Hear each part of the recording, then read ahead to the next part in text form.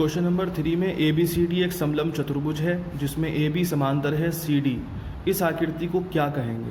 तो सबसे पहले तो हमने क्वेश्चन ने जो हमसे चित्र कहा है वो हमने बनाया ABCD, जिसमें AB और CD समांतर हैं और AD और BC समांतर नहीं है, वो कैसी भी हो सकती हैं। तो ये एक समलंब की आकृति हो गई। ये हमारी वो आकृति है जिसमें क्वेश्चन में जो आकृति दी गई है, जिस आकृति की बात की गई है। अब क्वेश्चन हमसे कहता है यदि अगर AD समांतर है BC के तो इस आकृति का नाम क्या हो जाएगा। तो हमने इसको सॉल्व किया। यदि AD BC के समांतर हो तब ये आकृति इस तरह से दिखाई देगी।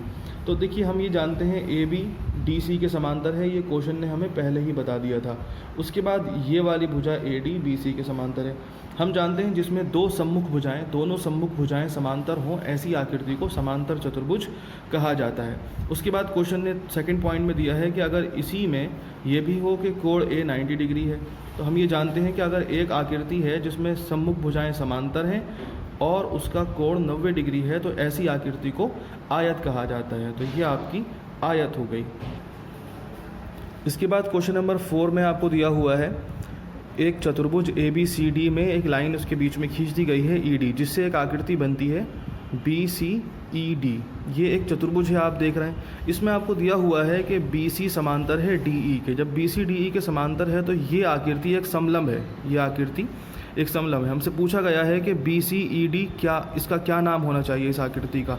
हम जानते हैं ऐसी आकृति जिसमें सम्मुख भुजाएं समांतर हों, ऐसी आकृति को समलंब कहा जाता है। यह आकृति समलंब है। क्यों समलंब है? क्योंकि BC समांतर है DE के। ऐसे ही सेकंड पॉइंट में हम देखते हैं कि क्वेश्चन हमसे पूछता है ये इसके जो चारों कोण हैं क्या इनका टोटल 360 डिग्री होगा?